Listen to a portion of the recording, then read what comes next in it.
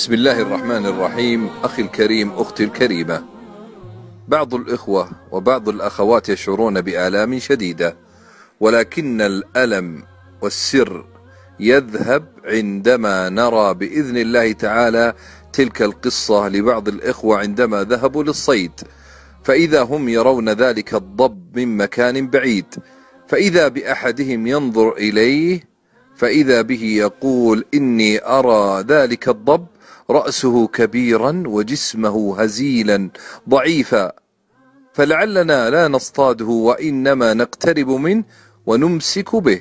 فإذا بهم يقتربون فوجدوا عجبا، لقد وجدوا أن فم ذلك الضب قد خيط خياطة عجيبة، يا لله، لا يستطيع أن يأكل أو يشرب منذ شهور طويلة،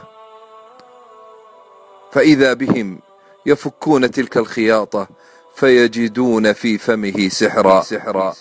يا لله، ما أعظم إجرام ذلك الساحر، يقتل اثنين، يقتل إنسان ويقتل حيوان.